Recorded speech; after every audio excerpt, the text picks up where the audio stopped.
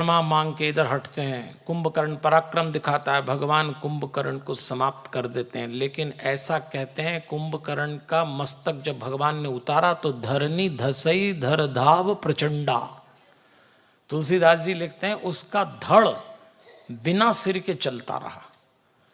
अब आप में इसमें बारीक बात, क्यों चलता रहा? क्योंकि उसने मदिरा पी ली थी, और मदिरा वाला आदमी का मस्तक भी उतार दो तो भी धड़ प्रदूषण करता रहता है। बहुत खतरनाक बीमारी है ये मदिरा, बहुत खतरनाक। इससे दूर ही रहिए, इससे बिल्कुल दूर रहना। मैं आपको बता रहा हूँ ये किसी काम की नहीं है। और नशा करना मनुष्य का स्वभाव है, ये भी तय है। बिना नशे के कोई रह नहीं सकता, पर ये नशा मत करना। नशा ऐसा करो जो चढ़ जाए तो फिर उतरे ना। वो प्रेम का नशा, वो भक्ति का नशा, वो अपनेपन का नशा, वो परिवार का नशा, वो माता पिता की सेवा का नशा करो ना। नशा जो चढ़े तो उतरे ना। अभी ये क्या है, लगाई फिर उतर गई, फिर शुरू हो गया अगले दिन। एक बार बादशाह अकबर अपने हाथी पे बैठ के सेना के साथ जा रहा था, मंत्रीगण थे। एक मवाली शाम को 6 बजे पी ली उसने। मवाली तो समझते हैं ना मजदूर। और मदिरा पी के बैठ गया मकान के पटिए पे। उधर बादशाह की सवारी निकली। मवाली ने बादशाह को देखा तो जोर से बोला, बादशाह ये हाथी बेचता है, अभी खरीदता हूं। अकबर के मंत्रियों ने निकाली तलवार। अकबर समझदार आदमी था। अकबर ने कहा तलवार अंदर रखो, इस समय ये सबसे बड़ा बादशाह है, अभी कोई बादशाह नहीं इसके आगे। सुबह दरबार में पेश करना। सुबह उसको दरबार में पकड़ के लाए। जब वो आया तो अकबर ने कहा क्यों, शाम को हाथी खरीद रहा था, मैं बेचता हूं, खरीदेगा? मवाली ने हाथ जोड़ के कहा हुजूर खरीदने वाली तो रात को ही उतर गई, अब तो बंदा हाजिर है, जो करना कर लो आप। क्या मतलब ऐसे नशे करने से जो चढ़े और उतर जाए। प्रयास करिए हमारे घरों में ये बीमारी दूर होना चाहिए। ये फैशन बन गया है, ये ज़रूरी आदत सी बन गई है पीढ़ी में। ये अच्छी बात नहीं, लॉन्ग टर्म में प्रॉब्लम है।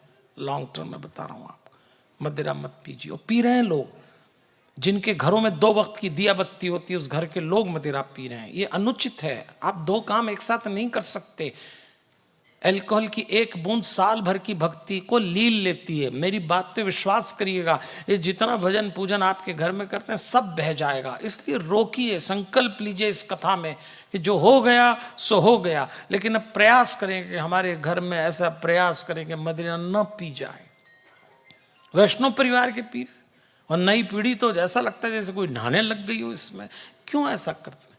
और हमारे तो देखो सब किस्म के भगत हैं। हमारा तो संबंध है, हम तो कई यजमानों को जानते भी हैं। वो तो हमसे मिलते हैं 5-7 दिन तो वो सब सही हो जाते हैं, बाकी उनका कार्यक्रम चलाते ही रहते हैं। वो हमारी पीठ हुई नहीं कि उनने दिखाया नहीं कार्यक्रम। हम जानते हैं इसको। एक बार तो हम बेंगलोर में कथा कर रहे थे, तो हम हनुमान जी को गुरु बनाने की दीक्षा देते हैं। तो हम कहते हैं भाई हनुमान जी को गुरु बना लो, तो लोग हमसे कहते हैं भाई गुरु, तो हम कहते हैं चलो ये मंत्र। कई तो 5-7 दिन हमारे साथ रहते हैं, कथा सुनते हैं, तो कुछ लोग तो हमसे ही बोलते हैं पंडित जी हमें आपको गुरु बनाना है। तो मैं बोलता हूँ भाई हम तो गुरु नहीं बनते, हाँ पर हनुमान जी को गुरु बनाने का मंत्र जरूर देते हैं। क्योंकि मुझे मालूम है कि मैं गुरु इसलिए नहीं बनता कि जितने गुरु निपटे ये गुरु के कारण नहीं, चेलों के कारण निपटे। चेले ही निपटाते हैं, तो हम तो कहते हैं भाई अपने को ये काम ही नहीं करना, आप हनुमान जी को गुरु बना लो, हम मंत्र दे देंगे। तो बेंगलोर में एक IT सेक्टर का लड़का हमारे पास आया, 24-25 साल का।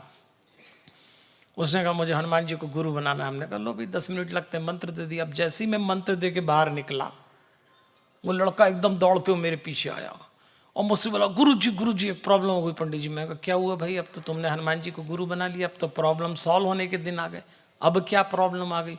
उसने बोला पंडित जी बहुत बड़ी प्रॉब्लम। मैंने कहा बताओ क्या बात है? बोले मैंने हनुमान जी को गुरु बना लिया, पर प्रॉब्लम क्या है? मैंने कहा बताओ क्या प्रॉब्लम है? तो उसने बोला प्रॉब्लम ये है पंडित जी कि मैं डेली वाला हूं। अब हमने ये शब्द पहली बार सुना, हमको लगा कोई सरनेम होगा। सरनेम होता है ना, डेली वाला, अत्तार वाला, फ्रीगंज वाला। तो हमने कहा डेली वाला है तो क्या प्रॉब्लम है? डेली वाला। अरे बोले पंडित जी आप समझे नहीं, मैं डेली वाला हूं। मैंने कहा डेली वाले से क्या फर्क पड़ना है? बोले नहीं आप समझे नहीं, मैं डेली ड्रिंक्स लेता हूं। और मैंने कहा ये और मुसीबत हो गई।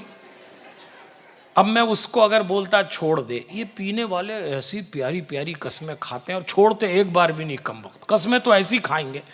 तो मुझे मालूम है कि इसको कसम खिलाने से कोई फायदा नहीं। मैंने कहा देख भाई तू पीता है या नहीं पीता तू जान, लेकिन जो मंत्र मैंने दिया है हनुमान जी को गुरु बनाने का, वो जप, फिर हनुमान जी देखेंगे, पर वो जरूर जपना। तो उसने कहा ठीक है। हम भी आ गए। 2 साल बाद मैं उसी नगर में गया तो वो मुझे फिर मिल गया। अरे मैंने कहा भाई वो डेली वाली प्रॉब्लम सॉल्व हो गई तुम्हारी? तो उसने मुझसे बोला पंडित जी जब से मैंने हनुमान जी को गुरु बनाया जिंदगी बन गई।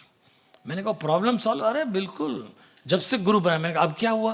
बोले अब मैं हनुमान जी को गुरु बनाने के बाद मंगल शनि नहीं लेता बाकी तो। ये कोई प्रॉब्लम सॉल्व हो गई? ये कोई ढंग है क्या? इसलिए देवियों और सज्जनों ध्यान रखना, अगर आप मदिरा पीते, आपके घर में कोई भी सदस्य पीता हो तो अड़ जाइए, रोकिए, ये अच्छी बात नहीं है। ये वैष्णव परंपरा का बहुत बड़ा अपमान है।